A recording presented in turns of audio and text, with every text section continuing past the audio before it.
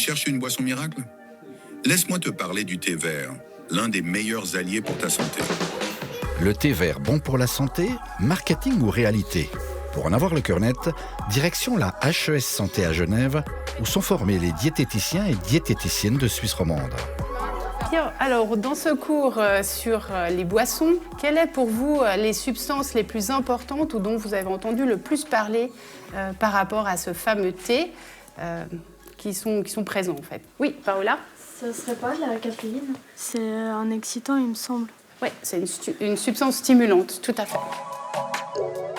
C'est étonnant parce qu'en fait, on l'appelle théine dans le thé ou caféine dans le café, mais c'est la même molécule chimique. Et dans le thé vert, elle est plus présente au départ par rapport au thé noir, simplement parce que le type de feuille qui est récolté jeune, est récolté dans des bourgeons, des parties de la plante qui sont plus riches en caféine ou en théine. C'est pas une substance indispensable, donc on peut vivre sans caféine, on n'en a pas besoin, simplement c'est une capacité de stimulation cognitive, cérébrale, etc. Donc ça peut être intéressant à certains moments de la vie d'avoir cette stimulation. Une stimulation dont il ne faudrait pas abuser. La Société suisse de nutrition conseille de limiter sa consommation à 4 ou 5 tasses de 100 ml par jour. Alors, donc le thé a des... En dehors de la théine, notre thé vert regorge d'autres substances qui font un énorme buzz sur tous les réseaux sociaux. Riche en antioxydants, il aide à combattre les radicaux libres et à protéger tes cellules du vieillissement. Qu'est-ce que c'est ces tanins et c'est cette famille des polyphénols?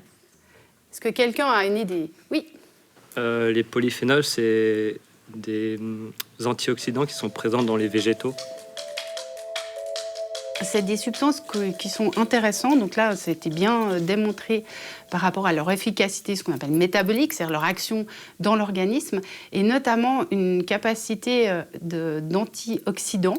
C'est-à-dire, qu'est-ce que c'est d'être antioxydant en fait, hein, c'est cette capacité qu'ont ces substances d'empêcher que l'oxygène attaque nos cellules et les détruise. Le thé vert est aussi... Et voici le dernier né du marketing du thé vert. En plus, il améliore ta concentration grâce à la L-théanine. Est-ce que quelqu'un a déjà entendu parler de cette substance ou sous quel format vous l'avez peut-être vu? Je l'avais vu sous forme de complément alimentaire, justement, dans les pharmacies ou des choses comme ça. Cette substance, elle a été extraite du thé et beaucoup étudiée parce qu'elle a une multitude d'effets sur le corps, sur la santé, antioxydants, anti-inflammatoires, qui auraient des capacités neurocognitives, d'améliorer certaines capacités au niveau cérébral, ce genre de choses. Toutefois, ce qu'il faut bien différencier, c'est que cette substance, elle a été étudiée in vivo et in vitro, donc sur des cellules et sur des animaux et autres, mais les données au niveau de la consommation par des humains manquent encore et doivent être plus développées. La boisson thé vert, pas mauvaise, mais pas forcément le miracle annoncé. Au pays merveilleux du marketing du thé vert, reste encore un domaine où l'on surfe énormément sur ses bienfaits. Le monde des cosmétiques. Non, bon, je vais l'enlever, je reviens. Pour vérifier si la présence du thé vert était un véritable plus, nous avons acheté dans des magasins en Suisse et sur Internet une dizaine de produits bien labellisés thé vert ou green tea. Et nous sommes allés les faire analyser. Mesdames, Messieurs, il est 13h15 et dans quelques minutes, nous arriverons en gare de Nantes. C'est à la faculté de pharmacie de Nantes que nous avons rendez-vous avec l'une des rares pharmaco-cosmétologues qui ose porter un regard critique sur les dérives du monde du marketing dans les cosmétiques. Mais au départ, thé vert et cosmétiques, est-ce une bonne idée? Décryptage. On peut concevoir, et on conçoit même très clairement, que le thé vert a un effet astringent du fait de sa composition. Ça, c'est indéniable. Après, ce qu'il va falloir voir, c'est quel est le pourcentage d'emploi du thé vert dans un cosmétique. Si on en a vraiment un pourcentage extrêmement limité, ce sera plutôt un argument marketing qu'autre chose. Comment le consommateur peut-il se repérer face au marketing? Mode d'emploi. Alors, il faut rechercher la liste des ingrédients et parfois il faut avoir une loupe parce que c'est écrit en tout petit. Donc on regarde la liste des ingrédients et ils sont présentés par ordre décroissant d'importance pondérale. Si on recherche la présence de thé, il faut rechercher Camellia sinensis. Le thé, c'est la feuille qui est utilisée, leaf extract. Donc, en l'occurrence, cet extrait de théier, cet extrait de thé, c'est le dernier ingrédient de la liste, donc il est utilisé à très faible pourcentage, moins de 1%, largement. Conclusion, efficacité ? Conclusion, efficacité nulle ou quasi nulle. Après ce masque visage de Sephora, passons à notre deuxième produit, une crème Innisfree. 9, 10, 11, 12, 13, 14, 15, 16... Oui, il fait une liste. C'est 22e position, non même pas, 23, 24e position. Pas très bon ça. En 24e position, on a de l'huile de théier, l'huile de graines de théier. Alors cette huile, elle n'est pas si mal que ça, mais c'est un peu comme toute huile végétale. Pour être efficace, c'est-à-dire pour avoir un caractère émollient, il faut qu'elle soit en tête de liste. Dans les 5 produits suivants, le Camellia sinensis était aussi en fin de liste, donc avec une présence de thé vert négligeable.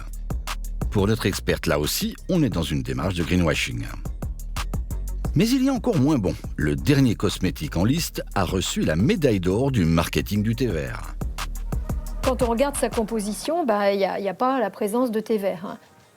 C'est pas un peu limite pour le consommateur ? C'est limite, oui, mais dans le domaine marketing, justement, c'est sans limite.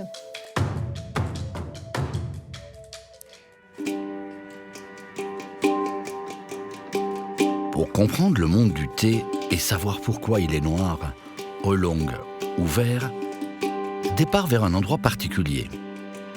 Non pas au bout du monde, mais juste au sud des Alpes.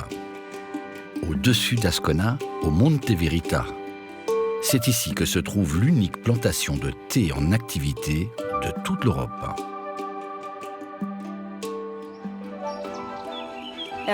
Nous possédons environ 1500 plants, qui sont des plants de thé.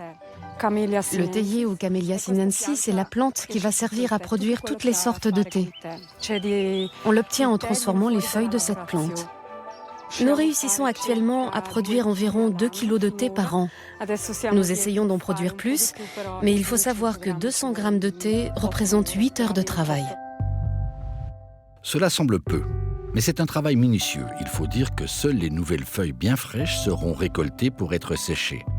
Et pour arriver à 200 grammes, il en faudra des milliers de ces feuilles.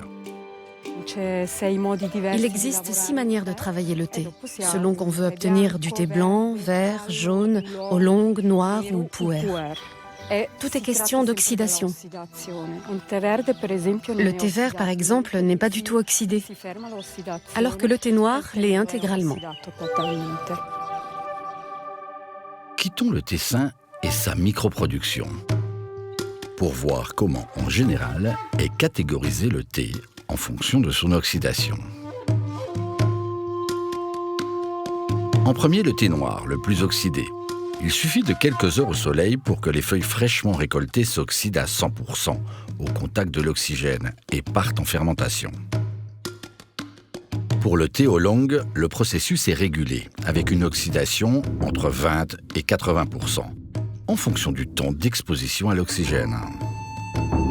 Et pour notre thé vert, l'oxydation est totalement bloquée par un passage des feuilles à la vapeur, méthode japonaise. Autre méthode pour bloquer l'oxydation, nos feuilles sont passées quelques instants dans un wok à 250 degrés, méthode chinoise. Pour comprendre l'impact sur les saveurs de ces divers procédés, petit tour en Suisse romande, à Carouge, pour rencontrer Su Jin Lee qui pratique une profession très rare, sommelière de thé. Aujourd'hui, je vais vous montrer thé vert qui vient de pays différents. Oui. Je vais aussi vous expliquer comment ils sont faits différemment, parce qu'il y a différentes méthodes de production. Si le thé est plus oxydé, bien sûr, vous allez trouver une trace de goût un peu plus maltais et boisé. Typiquement dans le thé noir, n'est-ce pas? On trouve le thé plus boisé. Oui. Par contre, thé vert, quand le thé n'est pas oxydé, oui, ça garde plus de propriétés nature. La grande diversité gustative du thé vert provient surtout du berceau historique de ce type de thé. Chine, Corée du Sud ou encore Japon. Selon le cépage, on peut trouver un côté un peu lacté qui est délicieux. Donc on peut imaginer courgette ou épinards à la vapeur avec une touche de beurre. C'est très très bon, oui. Après, le goût, ça peut être plus marron et iodé aussi. C'est le Japon, ça. Ça, c'est Japon. La façon traditionnelle pour faire thé vert en Chine, ils utilisent un wok qui est très chauffé autour de 200-250 degrés. Oui. Et ils grillent les thés, oui. Donc, c'est possible, le goût développe plus de goût un peu grillé et toasté. Reste le dernier pays de référence pour notre thé vert, la Corée du Sud. On y pratique les deux techniques pour l'obtenir, l'étuvage ou le grillage au wok. Ce qui donne donc à la production coréenne l'une des plus grandes palettes de saveurs. Mais pour bien apprécier les subtilités du thé vert, faut-il encore apprendre à le préparer? Est-ce qu'il y a un certain temps d'infusion à respecter pour le thé? La façon occidentale, oui. Si vous utilisez une grande théière, évidemment, les feuilles sont plus diluées, avec plus de volume d'eau. Oui. Dans ce cas, si vous faites avec la température vers 70 degrés, je vous conseille autour de 2 ou 3 minutes. Oui. Oui. Par contre, la façon asiatique, cette fois-ci, façon japonaise, on met beaucoup plus de feuilles pour un petit volume. Donc on fait plus vite, 20 et 30 secondes, on va vider. Le thé vert demande donc un bon timing, mais aussi une température adaptée à chaque cépage. Pour le thé vert japonais de haute qualité comme Sencha, 65 ou 70. Quand ça récolte un peu plus tard, 80. Pour le thé vert chinois, taïwanais ou coréen, entre 70 et 80, ça c'est une bonne température. Dernier facteur important pour bien faire infuser son thé vert, choisir la bonne théière. Et là, en Europe, on a pris de mauvaises habitudes. Ah, vous pensez que je prends juste une pause avec une petite tasse de thé vert? D'abord, thé fonte. Ça, c'est un développement occidental. En Asie, en fait, c'est une bouilloire. Donc, on bouille l'eau dedans, mais on n'utilise pas thé en fonte pour infuser le thé. Étonnamment, ce sont les théières en verre et en porcelaine qui sont les mieux adaptées, simplement parce qu'elles ne gardent pas d'odeur. Restent encore les théières en terre. Attention, celles-ci conservent la mémoire du thé. À n'utiliser qu'avec une seule sorte de thé, donc, pour ceux vraiment qui ont de grandes armoires. Donc, le profil de goût, quand on compare avec Sencha, c'est assez différent, n'est-ce pas? Sencha était plutôt un peu comme bouillon de légumes. Oui. Par contre, Longjing, on trouve le note assez toasté. Ça, on sent bien le côté un petit peu herbacé, comme ça. Oui. Ouais, l'odeur, elle ressemble vraiment à la châtaigne au marron. Oui. Le thé vert, un monde complexe qui reste encore à découvrir pour beaucoup d'entre nous. Honolon est une vaste plantation de thé vert qui s'étend sur une vingtaine d'hectares. L'île volcanique de Jeju, en Corée du Sud, possède une terre riche en minéraux, le climat y est doux et pluvieux, les grandes plaines facilitent la récolte, les conditions sont idéales pour cultiver le thé vert ou le Camellia sinensis, son nom scientifique. Eun Kim est la gestionnaire de la ferme. Elle reprend progressivement les rênes de l'exploitation qui appartient à son père. Elle veille à ce que tout soit prêt pour la récolte, qui aura lieu fin avril. Si des mauvaises herbes poussent, elles bloquent la lumière du soleil et les racines des théiers ne peuvent pas survivre. Les mauvaises herbes croissent plus vite que les théiers, alors nous devons les enlever. Dans certaines zones, nous n'avons pas d'autre choix que de les retirer à la main. La culture du thé est un travail minutieux qui prend du temps. Les petits théiers mettent entre 7 et 10 ans pour atteindre leur taille adulte. Les jeunes pousses grandissent ici. Sur un théier adulte, nous coupons une feuille et une tige d'environ 5 cm. Nous appelons cela samok, ça veut dire bouturage. Au bout de 2-3 ans, une fois les racines bien implantées, nous replantons les jeunes théiers dans les champs préparés. Pour produire en grande quantité, à Honolon, tout est mécanisé. De la récolte à la transformation, lorsque les feuilles de thé sont cueillies, elles doivent être immédiatement conditionnées. Le thé vert a tendance à s'oxyder rapidement. C'est pourquoi l'usine est située directement sur la plantation. Nous utilisons des machines pour rouler et sécher le thé vert. Une fois le traitement primaire terminé, nous stockons tout dans un entrepôt à température contrôlée. Lorsque les commandes sont passées, nous procédons au traitement secondaire. Pendant ce processus, Nous trions et séparons les branches et les feuilles.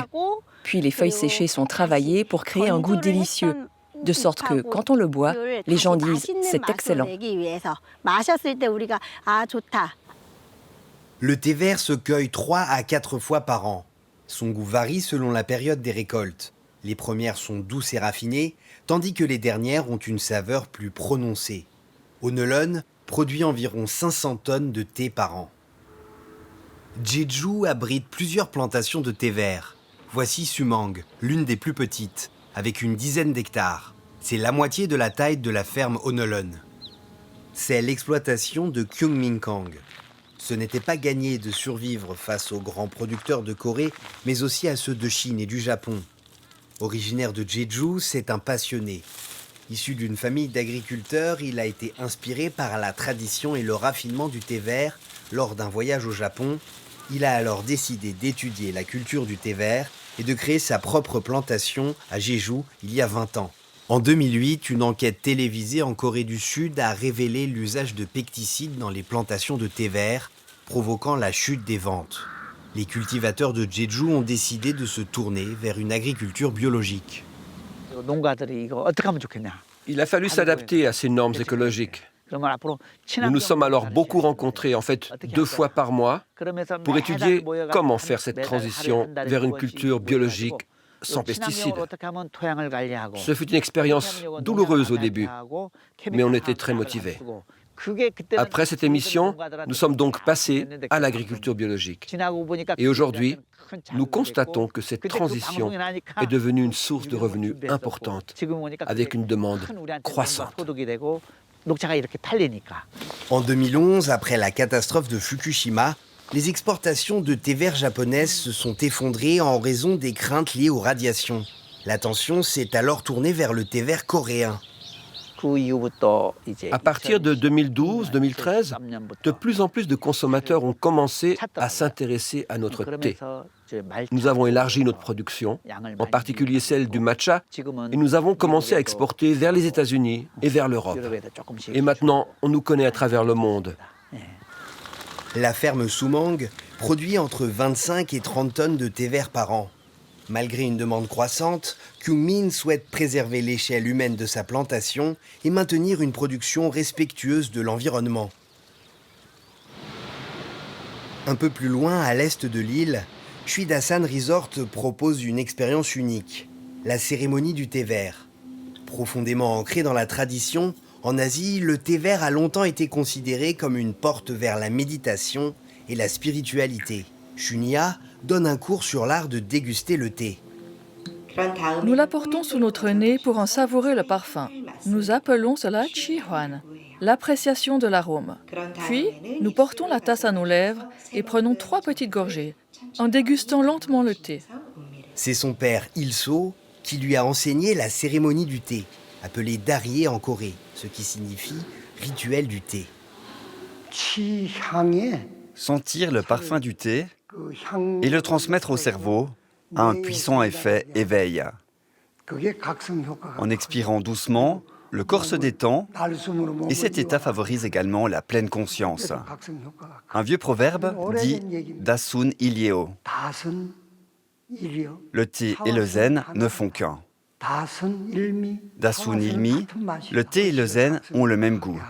Boire du thé vise à l'éveil et à la relaxation. Cela éveille la conscience, puis apaise le corps, facilitant l'entrée en méditation. Des clients de toutes les nationalités viennent apprendre les vertus méditatives de ce breuvage ancestral que l'on boit depuis plus de 2000 ans. Le thé vert n'a pas fini de révéler ses secrets. Entre tradition et modernité, bien-être et art de vivre, plus que jamais, cette plante séduit le monde entier.